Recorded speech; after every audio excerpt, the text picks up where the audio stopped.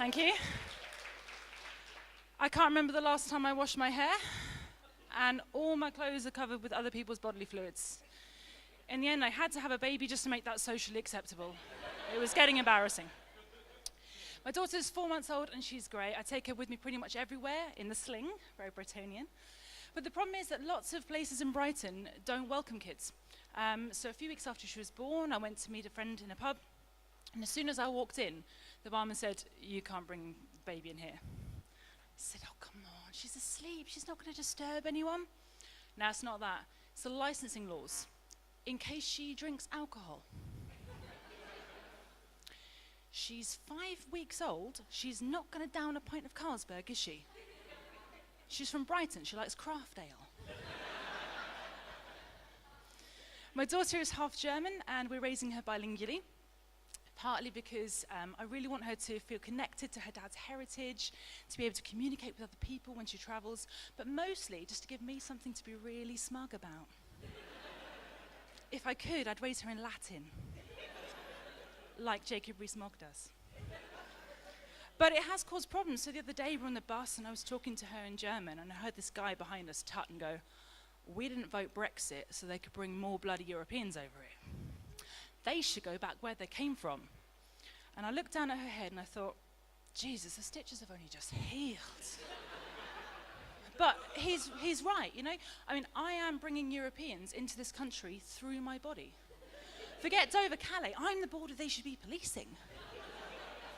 Imagine the customs official, you know, there in the labour wards, and I'm going, "Is it a boy or a girl?" Forget that, what colour's a passport? But it's been quite an adventure having a baby because I'm not really used to this age group. I actually used to be a high school teacher. Have we got any teachers in tonight? You can't come out on a school night. They'll find out we're making it up about the marking. So I taught French and German, but I've also lived in quite a few different European countries. I think my favourite was probably when I taught English in a school in France, because I have never met kids like it. They were so effortlessly cool, nothing like the awkward teenagers that we get. You know, so as a teacher in the UK, I would go behind the bike sheds to catch them smoking and swigging white lightning. In France, I caught them passing around a bottle of Chateauneuf de Pape. No, no, no, Chantal, you have to sip it, you Philistine. Save the bouquet. In it. Some things are universal, you know. This is totally true. For 2 weeks, they went on strike. Now, when I was at school, that was called truancy. But apparently in France, it's called standing up for your rights. By the way, if anyone's feeling a bit uncomfortable with the national stereotypes, don't worry. The rule is, it's not racist if you can speak the language of the people that you're mocking. Or if they're French.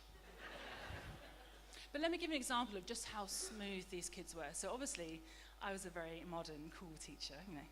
I was very up with the kids. My knees are too short to get down with them. And so we used to do a lot of drama and music in my lessons. And one day, we were doing a role play of a teenager arguing with a parent. And during this role play, one of the kids went, "Shut the fuck up, you crazy bitch." I said, "Okay, I'm not going to tell you off, cool teacher, because that is something that people do say. But let's think about context. Would you say, 'Shut the fuck up, you crazy bitch,' to your mum in real life?" No, of course not. Exactly. Learning. And why is that? She don't speak English.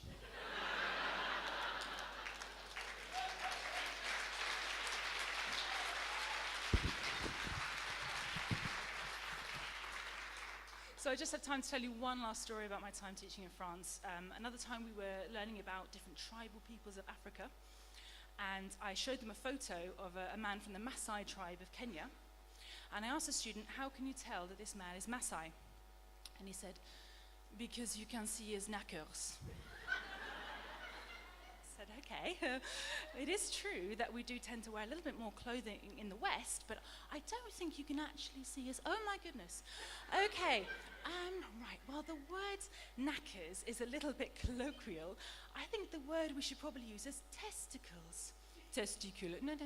Testicles. Can you say that? Testicles. I tell you what, everybody say that. The whole class. Testicles.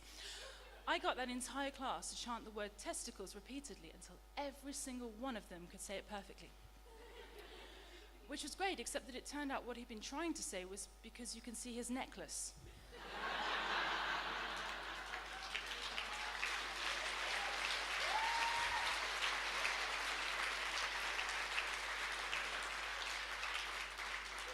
And I found that out after one of them complimented the headmistress on her beautiful pearl testicles. Thanks for being lovely. I'm Zoe Thorne. Have a great night.